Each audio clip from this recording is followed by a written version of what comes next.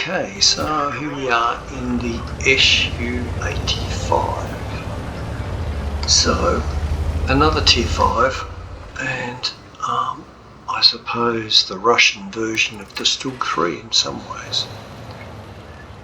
I haven't really played this tank a lot, or certainly haven't played it particularly successfully.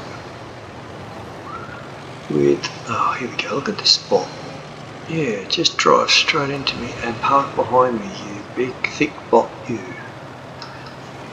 It's the worst sort of behaviour you'd expect from a player, yet the bot mechanics in the game is such that they do that. Anyway, I digress. I think that's because those trees are in the way. There's like a tree wall there, and that's why I couldn't get the outline to come up, so I wasn't sure whether I had a shot or not. But anyway, this is the first game I've played in the SU85 in a very long time. I'm searching for just some different Tier 5s to play that are reasonable, and this is probably showing some significant promise.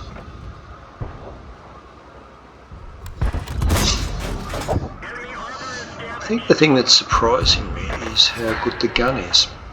I thought it was a very similar gun to the KV with the 85 on it, but it's actually a better gun. It has more pen, so it's got a standard pen of 140, which is only slightly less than the Stug, and 194 for the APCR round, and I think that's the same or better than the Stug. It's about the same anyway. But also, I don't know, 950 for the standard shell, and actually it's a fast shell. Yeah, that is a fast shell, gee. This was an unusual game. I've certainly played subsequent games where I've hit a lot less. There we go, this is the gun now starting to behave a bit more normally, although that one probably did hit him.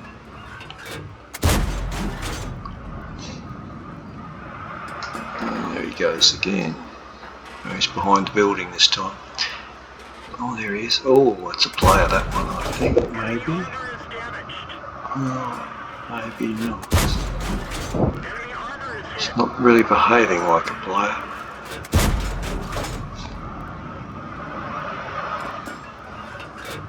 Nope, too slow. The reload obviously isn't quite as good as the Stug, and I am using food on this to try and bump that up a little bit. But very similar vehicle. It's got really low profile, great gun. Its armour is mint. I think it's about 45mm, which just, even with the slope that this is on, it's not good enough to really stop anything. But the whole point of this tank is hiding in a bush.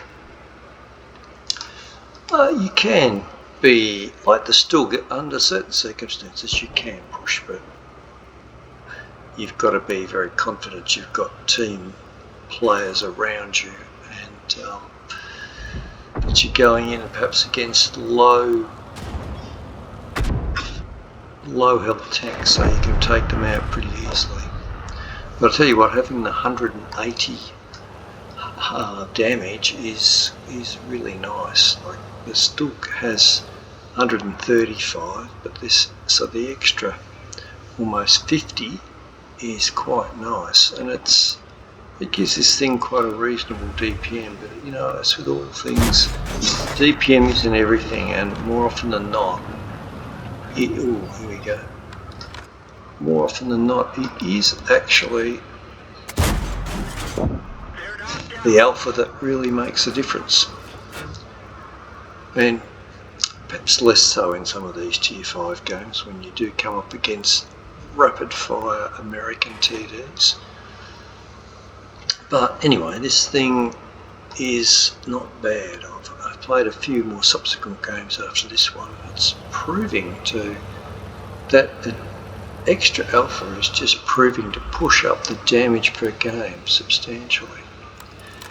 So I'm running a gun rammer and a ventilator, ventilation and bins. You have to run bins on this, the same reason as the Stug. It's just about blind, and even with bins it still is pretty underwhelming in terms of its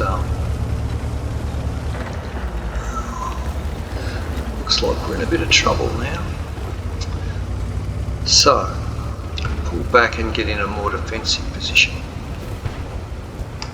This is going to be a very tight game, I suspect. So for the first game in this tank, not a bad one to have.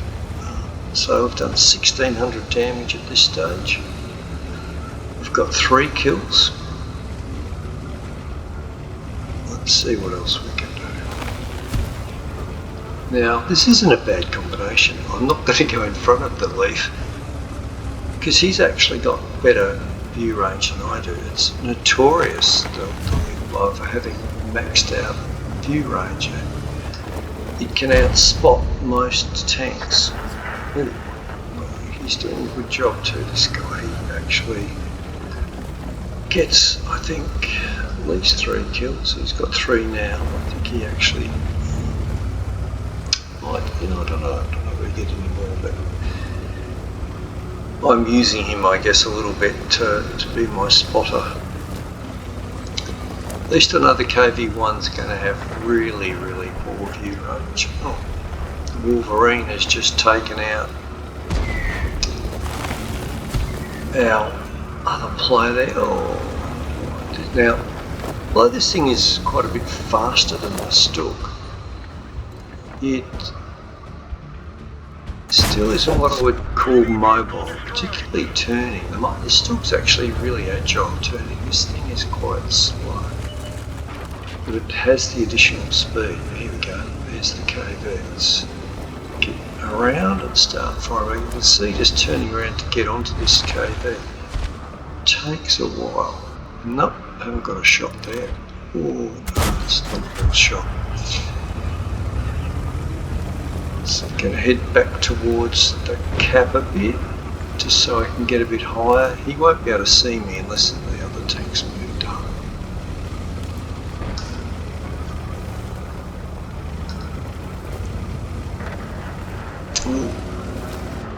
There he is.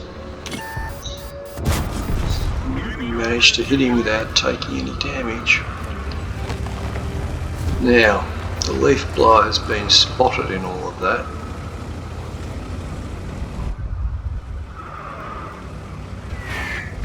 He was firing at me then, which is probably a good thing, and try and get a bit closer to him. He's low health.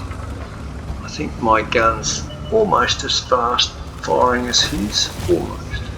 Not sure who spotted him then, whether it was me. Obviously the Leaf has been, he fired, so it's probably going to give his position away. So we're up to 5 kills at this stage. I'm just hoping as we come up here we'll be able to see him, but I might have to wait till my bins click in. Oh, there he is. Oops, away.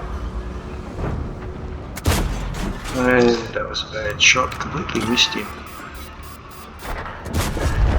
We take him out at least. Unfortunately, we couldn't take him out before he killed our party. That was a bad on me. I just took a while to figure out where he was, and I wasn't expecting him to be that far forward. Now this is a little bit lucky. I was thinking this is going to be hard to dig this guy out. I'm going to go back to the cap and start capping. But luckily I spot him as I come over the hill. Of course he has spotted me too.